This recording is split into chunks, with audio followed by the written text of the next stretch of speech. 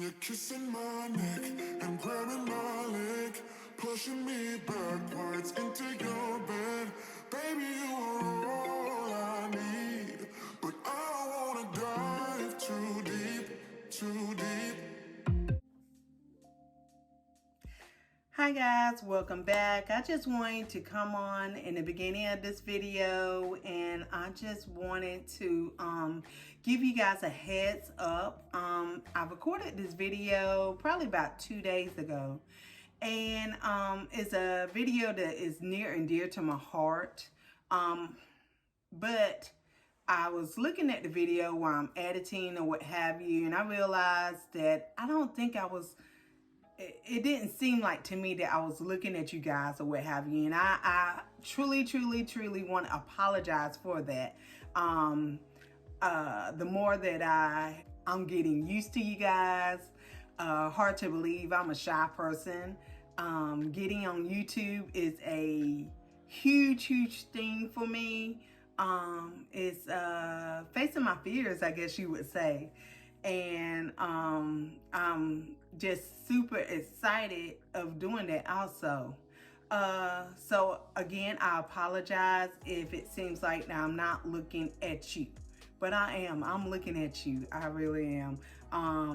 Another thing I wanted to let you know, what you see here in this background, the room that I'm in is actually my daughter's room, and you guys are going to see me in this room filming when I do sit down, so what have you, because it is a very quiet part of my house.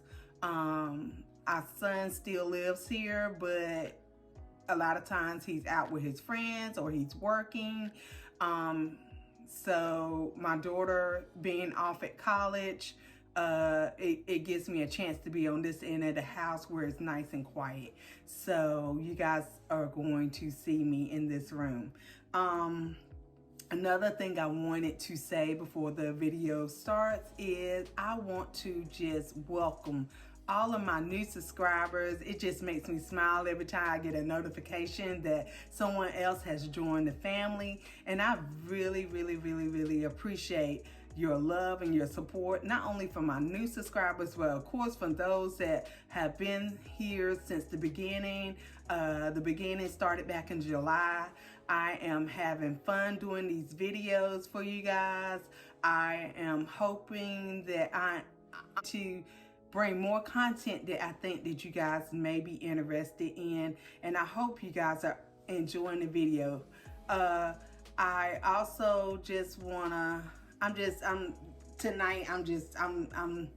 excited. The video that you guys are about to see is something that's near and dear to my heart, and I'm praying that it helps and encourages someone that's out there that may need to see this video. Again, I thank you guys from the bottom of my heart, and I'm not gonna keep talking to you guys. I'm gonna let you guys get into the video.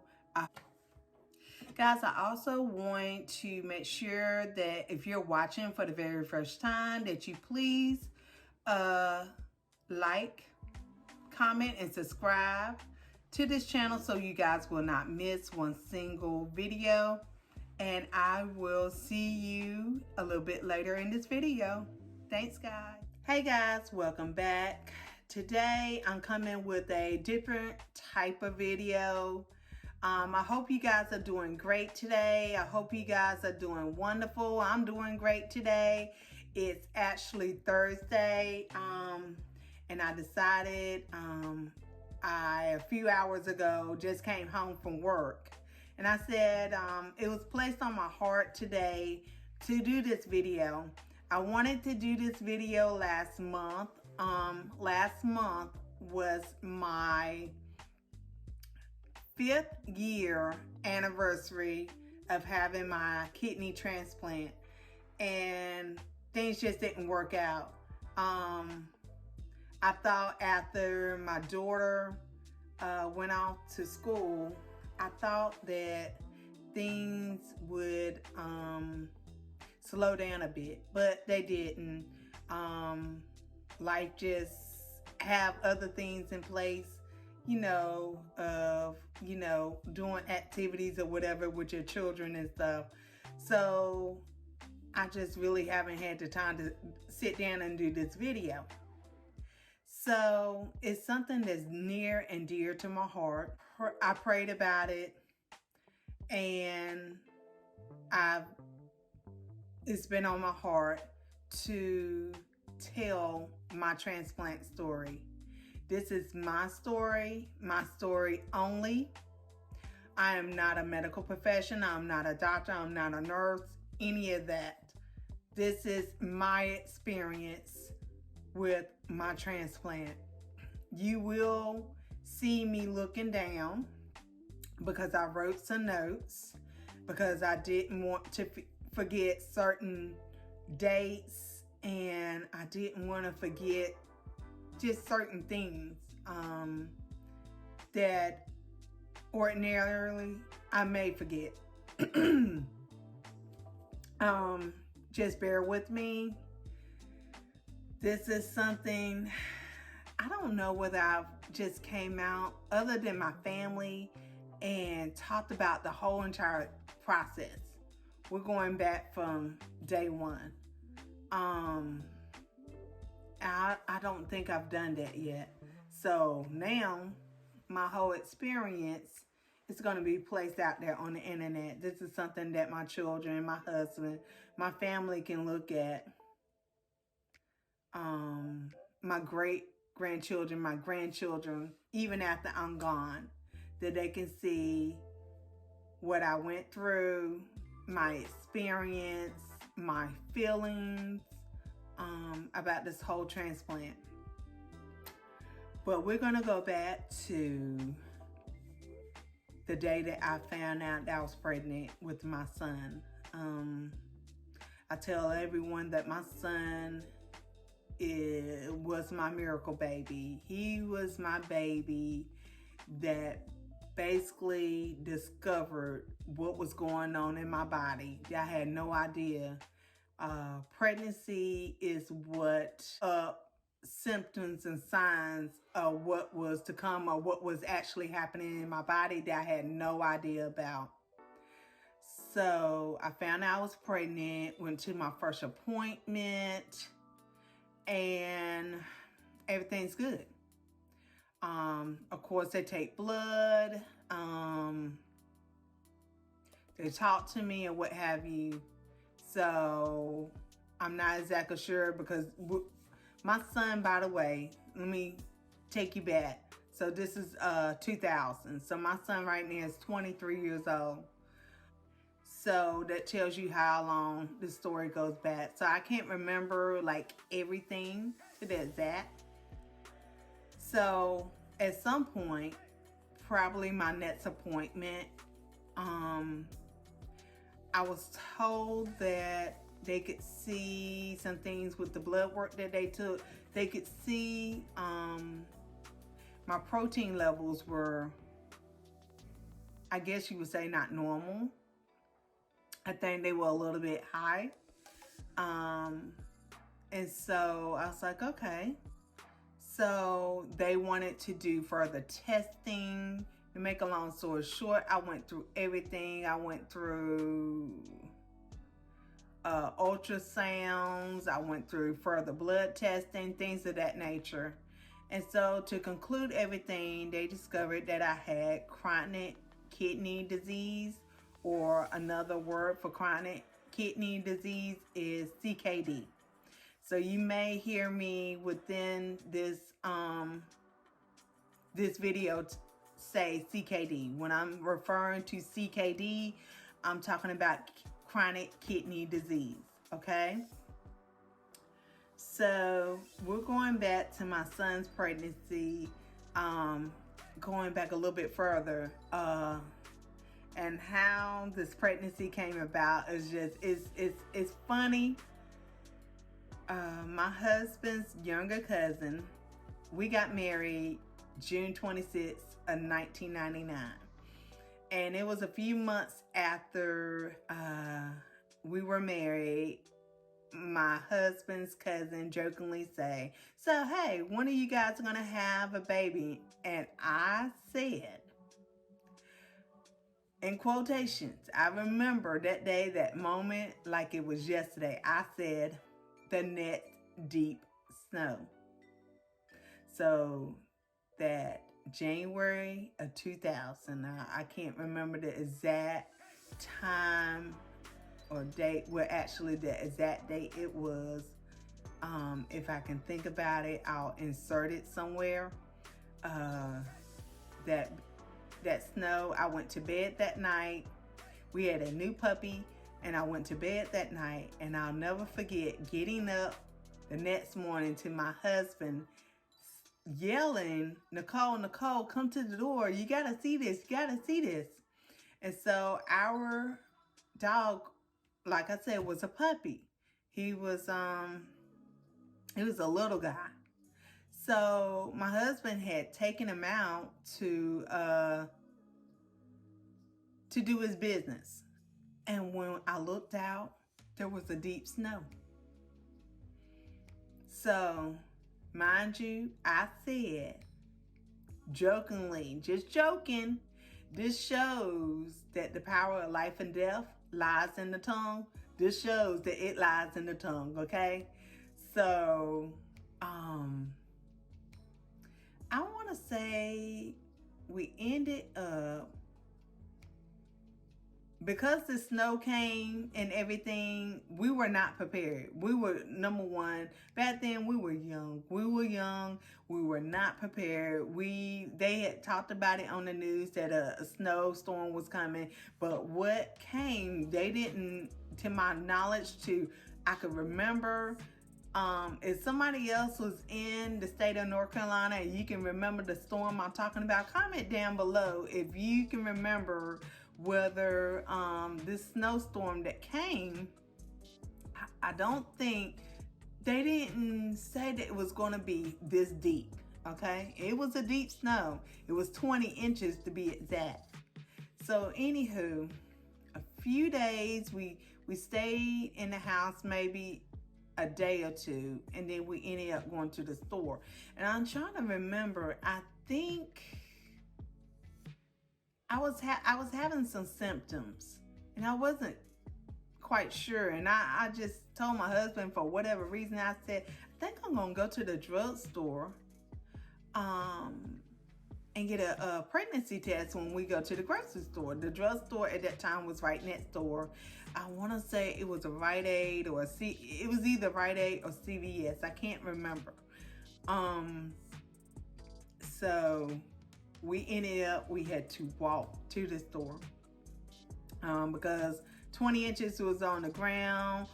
None of our vehicles were going to go anywhere. So it was a group of us. It was my neighbor to the left, my neighbor to the right, my neighbor in front of me. We were all couples. Everybody, I think my neighbor to my left were the only family that had children. Everybody else, we were all married, but nobody had children. So, make a long story short, walked to the store, got the items we needed out of the grocery store, walked next door to the drugstore, got a pregnancy test. I came back home. Make a long story short, I took the pregnancy test, and what do you know? The next deep snow, I was pregnant. So, it goes back to that moment. My son, like I say, was my miracle. He was the one that basically discovered, it forced me to go to the doctor, so therefore I discovered what was going on with my body. So I had him, and then his sister came along about 4 more years, around about 4 years. They're about 3 years and maybe some change apart, closer to the 4-year mark. And early on in that pregnancy, I was told that I couldn't have any more children after that pregnancy because the pressure, the stress of pregnancy, placed a lot of pressure on my kidneys, and they felt like I would not be able to go through another pregnancy without putting too much pressure on my kidneys. So I had my baby girl, and then shortly after that I had to get my tubes tied. Matter of fact, about 20, well, they wanted to do it the exact day that I had my daughter, but 24 hours after I had my daughter, I got my tubes tied. I felt in that moment, I was crushed, because I always wanted to have 3 children. But I quickly got over that, you know. I was blessed. I had a boy, I had a girl. I had 2 children, and I had the best of both worlds. I had a boy and I had a girl. Okay, so moving forward,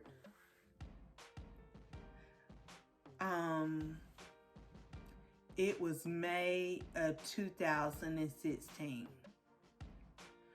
I'll never forget, my husband and I went on a church trip. Everybody else was on a bus. My son rode the bus. My daughter rode with me and my husband.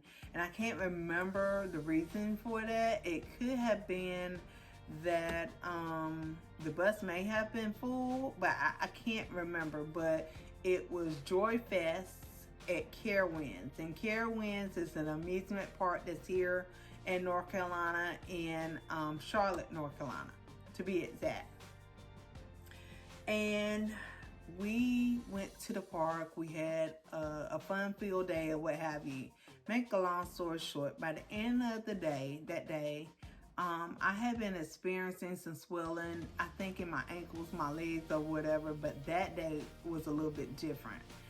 That day, I had swelling in my legs to the point, and this was not sweat, I had swelling where the fluid was coming through the pores of my skin. And it scared me. It really scared me. So that Monday, I called my primary care doctor. I told him what happened. I did go to the doctor. He did check me out, ran my levels. He did blood work, brought me back in. I can't remember whether it was that day or it was another day. But basically, he brought me back in. He sat me down and he said to me, "You have to go back to your nephrologist." Mind you, at that time, I had went a few years without seeing my nephrologist because my nephrologist did not have the best bedside manner. So therefore, that's why I stopped going to nephrology. Was it smart? Probably not. But that's the reason why I stopped going to nephrology. So I'll never forget that my doctor, that was in May, I believe, yes. So that was May that that I was able to get to the doctor appointment, or it might have been early June by that point. But I'll never forget, it was in July. It was in July when I had the first appointment back with my nephrologist. And my doctor, I've never had a doctor do this. So I took note that this must be an appointment, this must be a very important appointment. My doctor, on my way to the specialist, to the nephrologist, my primary care doctor called me on the phone. He said, "Hi Nicole, how you doing today?" And I'm like, "I'm doing good." And he said, "Today is your doctor appointment for nephrology." And I was like, yes. He said, I'm calling to remind you that you have the appointment. It's very, very important that you go to this appointment. He broke it down to me, if I'm not mistaken. He broke it down to me how important it was to go to this appointment. He broke it down that my kidneys at this point, according to the blood work, my kidneys was that of an 80-year-old. That really, really, really woke me up when he told me that my kidneys now were functioning like an 80-year-old woman or man. I'll put it that way. Which, that was bad. So I went to the appointment, got reacquainted. I can't really remember that appointment too good. I just know that we made another appointment. But the next appointment that I had, if I'm not mistaken, the appointment that I had in July was not the same nephrologist that I had a couple years prior to. I got a brand new nephrologist. My primary care doctor made sure that after I explained to him about my experience with my nephrologist and why I left nephrology. And nephrology, by the way, is basically, that's the kidney doctor, okay? That's the doctor that take care of your kidneys. I had another appointment, and that appointment was on September the 14th, 2016. And this is approximately, because I want to say that it was on a Wednesday. And if I look back, the 14th is around about the time of this appointment. I got the news that day because I'm pretty sure with all the blood work and everything, I got the news that day from my current nephrologist that he believed that I needed a transplant. That day, I'll never forget, I was with my husband, and it was like, I don't know, I wasn't expecting to hear that from him. I wasn't expecting to hear that I needed a transplant. But how he explained that it was in my best interest to have a transplant versus to do dialysis. At the time, I was not at that point that I needed dialysis. But your kidney function, if I remember correctly, when it gets to 20% function, that means that your kidneys are functioning at 20%. Best I can explain, okay? Like I said, this is my experience. I'm not a nurse. I'm not a doctor. This is me explaining my situation, okay? So when it gets at 20, that's when if you qualify for a transplant, and there's different qualifications, and I'm not going to get into that today, but when you get to 20, that's when they're thinking about it if you qualify, okay? But the reason why he brought up a transplant was because he said that it would give me a better shot at a better quality of life. So I said, okay. I'll never forget that afternoon going home. That ride home, I remember it being pretty quiet. I was quiet. My husband's a talker, so he probably was talking to me, and I really don't remember the ride home that day. But I do remember before going into our house, I remember busting out crying. And it was because just the news of being told you need a transplant.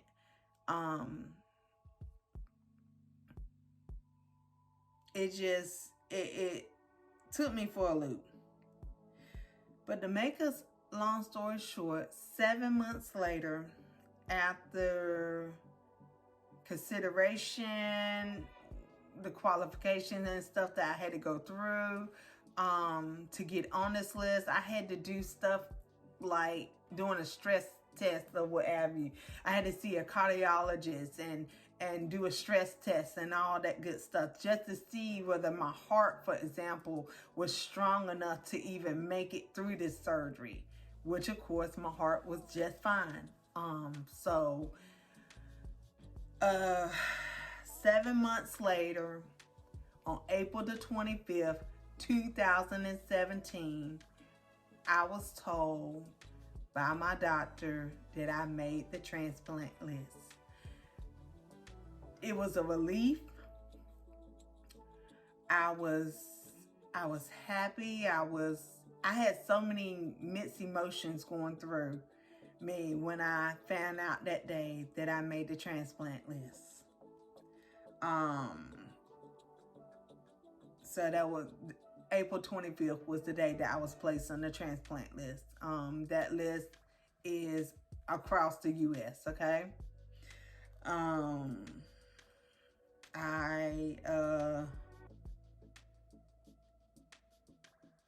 I remember going, it was January.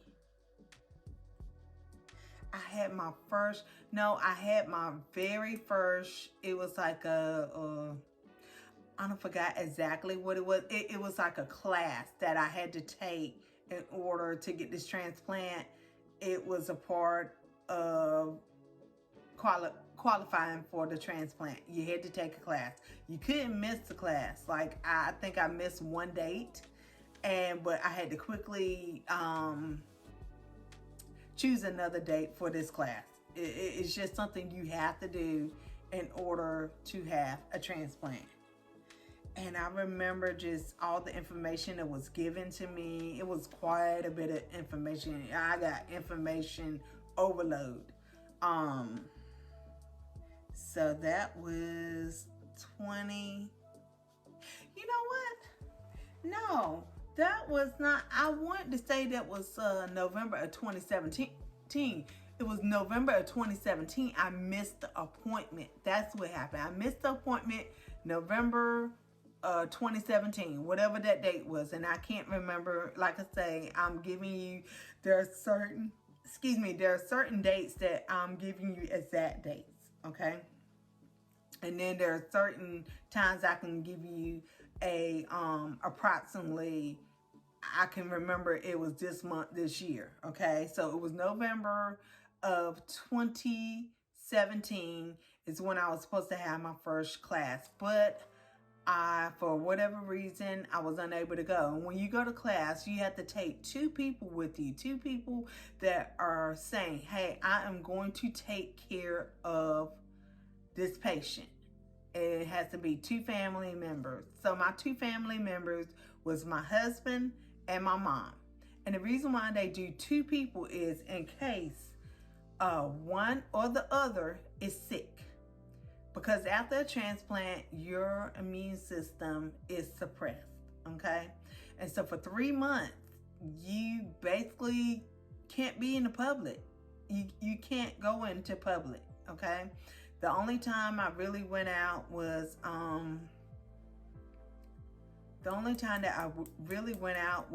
to my doctor's appointment. I did go to church. Eventually, I want to say, maybe it was 2 months before I went to church. 2 months into recovery before I went to church. But to make a long story short, you had to have 2 people, and that was just in case one of those people got sick. If one got sick, the other could take care of you, okay? So I missed my November appointment. I missed that for whatever reason. So my next appointment came up. It was in January. I'll never forget. It was just a lot of information that I had to take in. So this was January of 2018 to be exact. In May of 2000, we're going from January to May. So May of 2018. I had a doctor's appointment that day, and my doctor is looking in my notes. He's on the computer and he's looking into my notes. And he says to me, Nicole, did you get a phone call today? And I'm looking at him, what are you talking about, a phone call? So he explains to me at that doctor appointment that I was placed on standby. And he explained to me what being placed on standby means. Being placed on standby means that they had a kidney. They had another recipient that this kidney was for. You're placed on standby in case this patient, for whatever reason,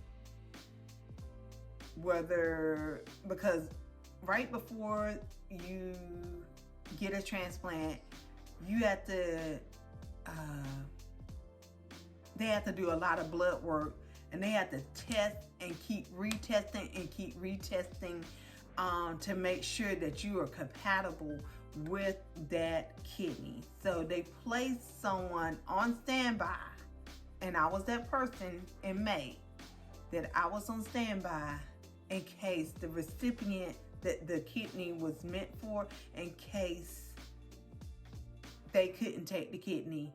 They don't want to waste the kidney, of course, so they have a backup recipient, and I was that backup recipient.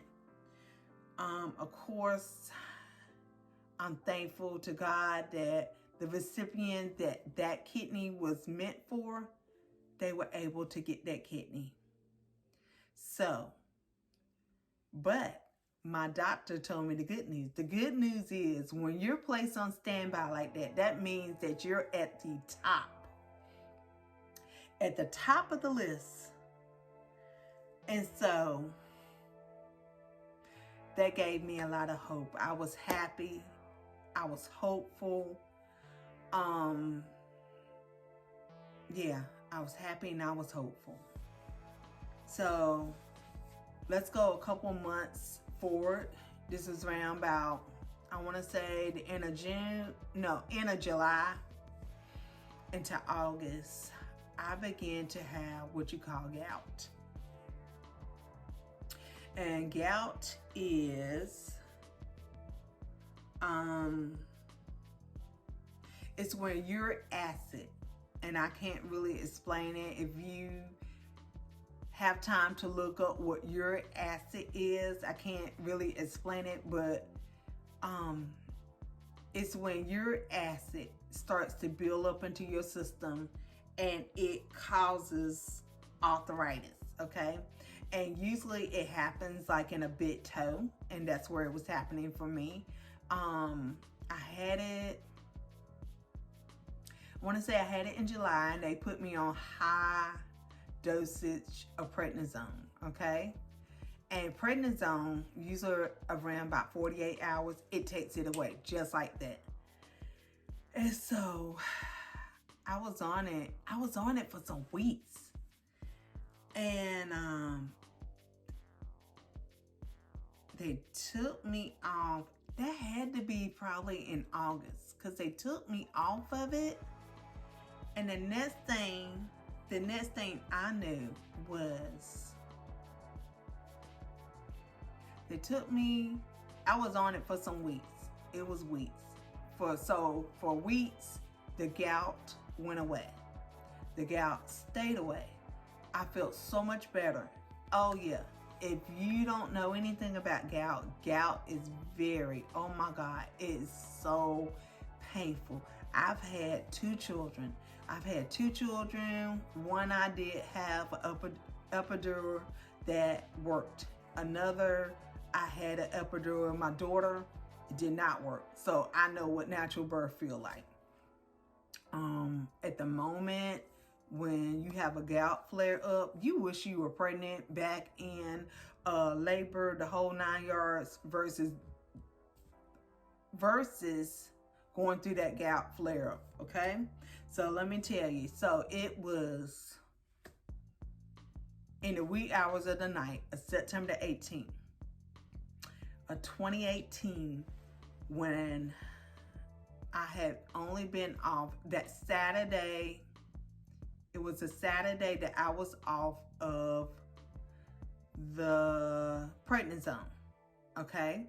And so, this is Tuesday, September the 18th, 2018 was on a Tuesday. I'll never forget. It woke me up probably 3 a.m. in the morning. I was in excruciating pain like I had not been on prednisone for weeks. The uric acid had built right back up just like that. I mean, it was terrible. I was in pain. I'll never forget that morning. Where I lived, there was a creek beside that ran beside the house. I went down to the creek, and I remember praying and asking God to help me. That I was at my wit's end. It's just too much between the pain and all the other stuff that came along with your kidneys failing. But let me go back to the week before the 18th. Let me go back. I totally forgot about that. But the week before the 18th, I won't forget, I had to stop working, basically. I stopped a week before I got this phone call. The phone call that I'm going to get the same day down. I'm speaking of being by the creek, and I'm praying, I'm asking God to help me because I didn't know what else to do. Let's go back a week first. So going back to the previous week, I just was extremely tired. Oh my God. It's the type of sleep. You can't get enough sleep. I slept all night. I slept all day. Now, mind you, my children are both in school. My son, it was his senior year that year. So at this point, he's off at college. He's off at college. It's his freshman year of college. We had just moved him in the month before. So he was away at college. And my baby girl, it was, I want to say, her last year of middle school, if I'm not mistaken. It's her last year of middle school. So I kept on sleeping for whatever reason. And I talked to the doctor. That's right. I went back on prednisone. That's what it was. I went back on prednisone gave me a few more days. They don't like you to be on steroids for long periods of time. High dosage of it. They don't like you to do that, okay? So I went back on the prednisone. But I just kept on sleeping, and the doctor, he kept on saying, you need to really come in and get some blood work. Let's see where your kidneys are, because I started telling him about my taste buds. I had to add more sugar, add more salt to different things or what have you. And that's a sign of kidney failure. Well, one sign of kidney failure, your taste buds, you're supposed to have like a metallic taste. And I remember in the course of that last year before I had the transplant that I did have a couple cases where I tasted a metallic taste in my mouth after drinking water. Something like that. Or drinking just different things. And I remember that week before having that phone call with the transplant, I remember having my husband to taste different things that I was drinking or eating. I would be like, here, taste this. What do it taste like? And he would say it'd be normal. But to me, it wasn't normal. So I told my doctor about it. He told me, you really need to come in. But during that time, we had a hurricane. Please don't quote me. I want to say it was like Hurricane Matthew, or either Michael or something to that effect. And I was busy prepping because they were saying the storm was coming to North Carolina. We were in the path of that storm. And so I was trying to get my water, get my batteries, get all that good stuff. And I remember having a hard time because we were having a hard time, number one, trying to find water. Okay. And that has taught me, even though North Carolina do not see a lot of hurricanes, it's taught me to always keep water in my house now. So anywho, getting back, I just never made the time to go into the doctor's office, which moving forward on the September 18th, after I had that prayer beside the creek and I'm crying out to God, and I'm at my wit's end. I don't know what else to do. Because once you done went through so much, you really want to throw that towel in and just give up at that time. In my head, in my heart, I knew I can't give up, but there too, my body was saying, girl, give up. That's what I felt like. So that morning, I won't forget, I came into the house. My husband, that morning, he was off that day.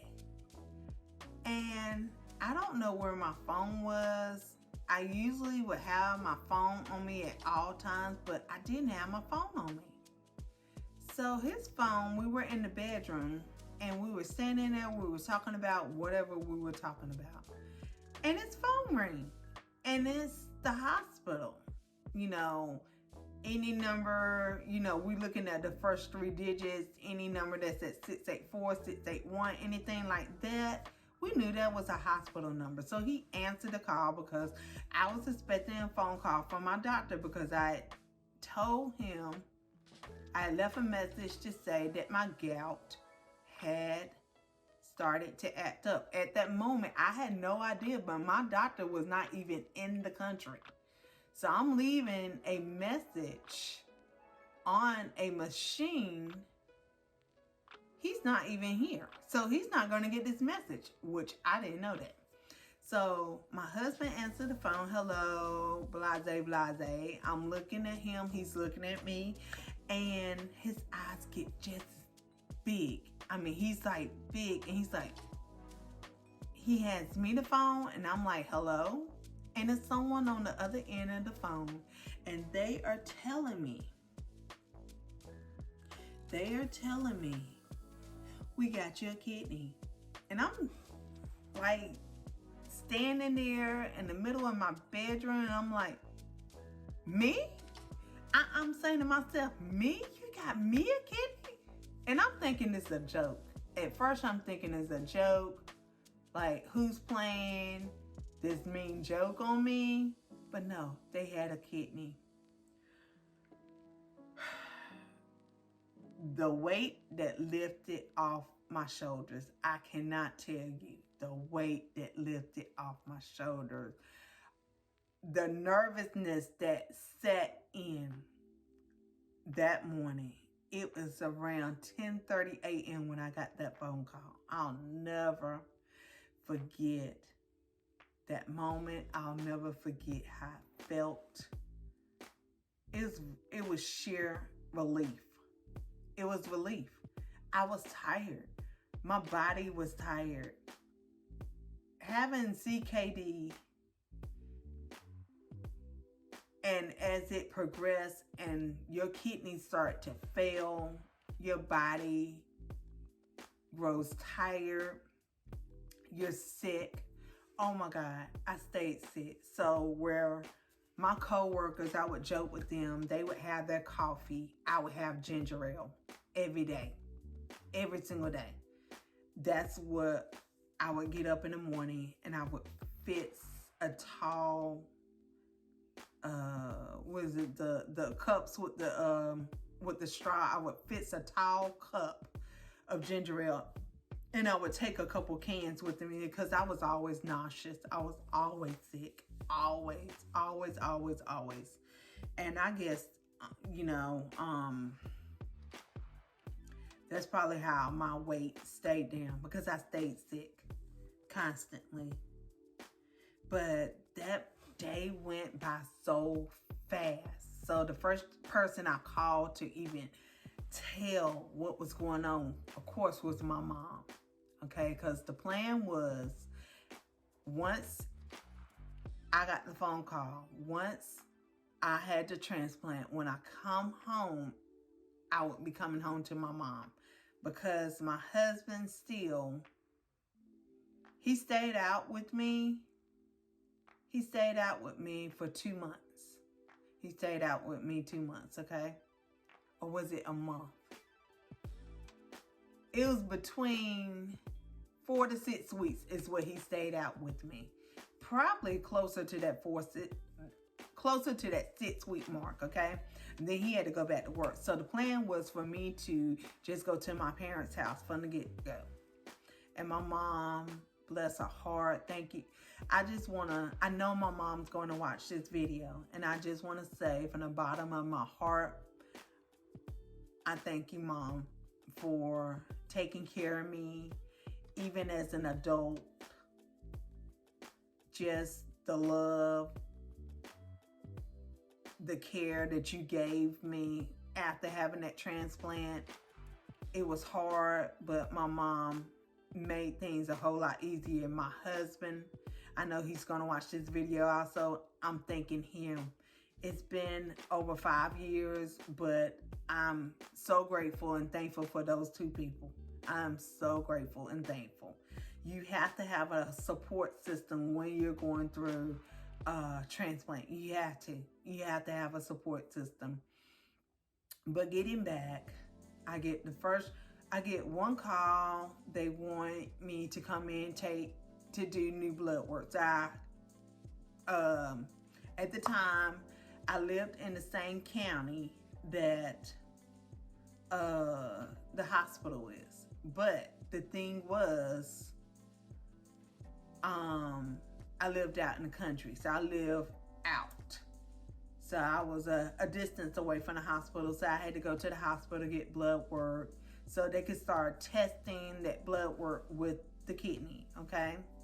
When you get the phone call, you get the call about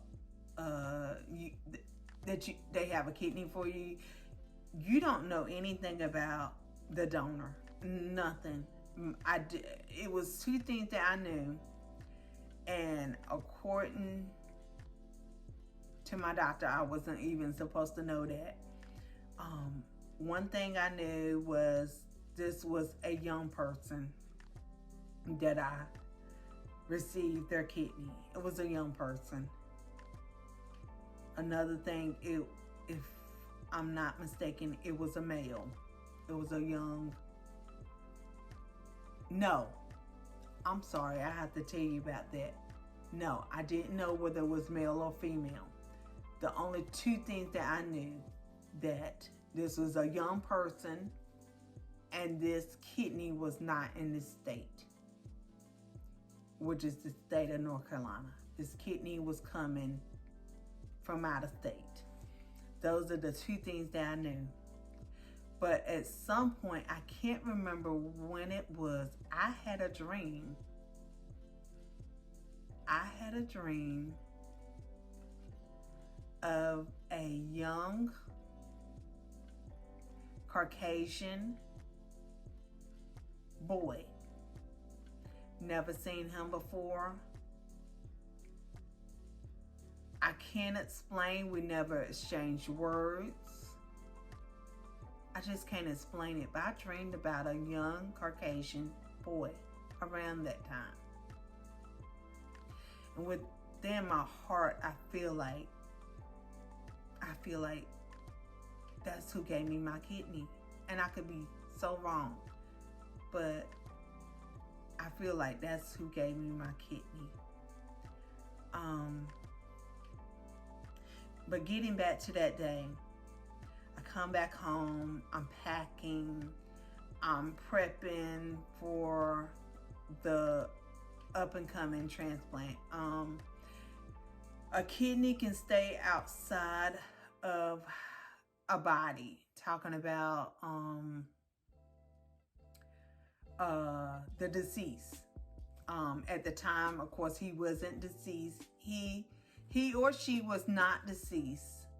They were on life support. It was somewhere that I saw that or saw something in my chart that I could tell when the kidney was retrieved. And I don't think I was supposed to see that, or I stumbled upon it. Now, if you tried to get me to go back onto my chart, is like a medical thing, like for patients that they can go on to get information, like test results and all that good stuff.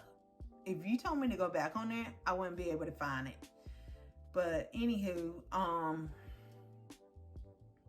like I said, I was prepping and everything. I get one phone call. They're telling me, okay, you need to go ahead and eat. It was a few hours later. I had not ate yet because I was so nervous and everything. I had not ate a thing that day. I don't remember drinking or eating that day. I get a call around 3 o'clock. They're saying, okay, no more food, no more drinks, no more nothing. And we were in the parking lot of the restaurant. I couldn't eat anything, nothing. So, make a long story short, I tried to get rest that afternoon. Me and my husband, we laid down and tried to get rest. We ended up getting a phone call because they said that they would call us. They called us and around 11 something, and they told us, or it might have been 10 something that night, and they told us we need to be at the hospital by midnight. So my husband and I, of course, we got to the hospital by midnight. And on September the 19th, 2018, I was rolled into the OR. I was told I was in surgery. I want to say it was at least 5 hours. It was at least 5 hours. If memory serves me correct, I was in surgery at least 5 hours. The moment that I woke up in recovery, as soon as I woke up, immediately I could tell a difference. I could tell that I had a new kidney. Even though I was groggy, I had energy that was not there before. I did not feel sick. I just can't explain it. It was different. It was totally different. I knew that my body had went through a change. I stayed in the hospital for a week. They keep you in the hospital at least 5 days. It was 5 days that I was in the hospital to my remembrance. Because they want to keep you long enough to make sure that you're okay. But they don't want to keep you in the hospital too long either. So it's like they need to keep you, but they need you to go too. Because, think about it. In a hospital, they're nothing but germs. Germs, for me, even today, is not good, of course. But back then, your first year is the critical. Your first year after having first 6 months, 6 months to a year is critical timing for you. You try to stay infection free. You try to stay germ free. So they try to get you out of the hospital as soon as possible. And I remember coming home, going to my parents' house. And I remember just recovery. It was so different. I can't explain the feeling. The feeling was pure joy. I no longer was sick. I no longer was so tired. I was tired, but it was regular tired. It was like you feel like after having surgery, the pain I was having and stuff. It was just after surgery pain. I had been through so much in those years. In 18 years, I had been through so much that this felt like a walk in the park. Now, like I say, this is my experience. It was amazing, you know. And when I look at that, it's been 5 years. 5 years on September the 19th, last month, I celebrated my 5th anniversary. It's just been amazing. And this whole time, no more sickness, no more being tired. I'm able to do things that I was unable to do, travel and stuff. The travel had gotten nearly impossible, like 2 years or so, within that year and a half, 2 years before having the transplant. I can remember me and my husband, we loved to go out of town for our anniversary. I can remember 2017, I can remember saying, I don't want to go anywhere. Because when you're tired, when you're sick all the time, you don't feel like going out of town. I want to say, no, that was 2017. No, I take that back. 2017, we did go out of town. 2018, we did not go out of town because my body was so tired. And CKD can control your life. I got my life back on September the 19th.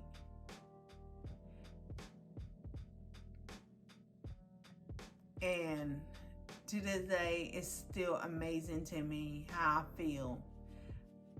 I remember being sick. I remember how that feels. I remember being tired all the time. I remember all that. And, you know, I would say the first year, I was truly scared. I was truly scared to ever experience that feeling ever again and stuff.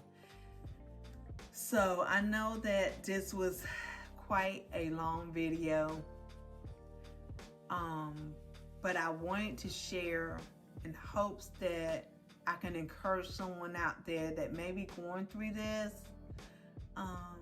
You may have gone through. You may be hesitant about a transplant.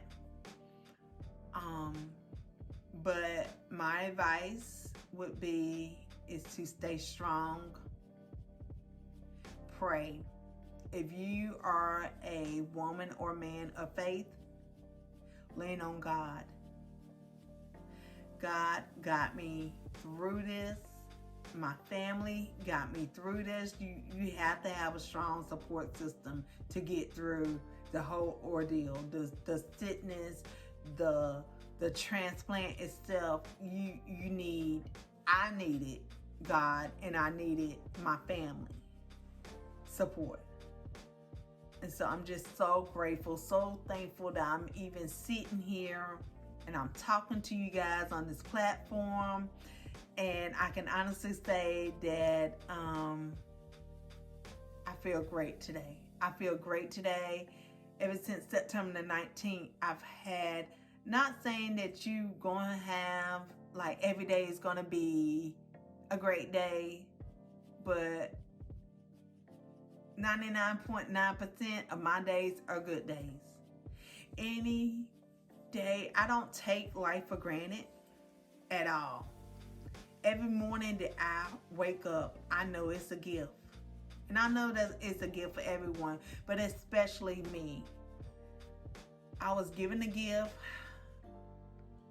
5 years ago of a new start, a new kidney. And I'm so thankful and grateful today. Well, guys, I'm going to end this video. If you have any questions, please comment down below and I'll see whether I can answer them. Again, I say that I'm not a medical profession. a doctor or nurse or anything like that. This was just my experience that I wanted to share with people. I pray that each and everyone that may be going through this, that this video will help you in some way. This video will give you some hope. This video will encourage you that yes, you can. You can keep moving on. There is a wonderful life after transplant. In my case, it was a wonderful experience. Would I do another transplant? I would again. But my prayer is that I won't have to. I'm just that person that I just pray that I'm with this kidney for a very long time. And I'm just grateful and thankful just even, like I said, to even be sitting here and talking to you guys. But thank you guys for stopping by today. Please like, share, comment down below, and subscribe to this channel so that you won't miss one single video. I hope something helped you today. And I will see you guys next time. Bye, guys.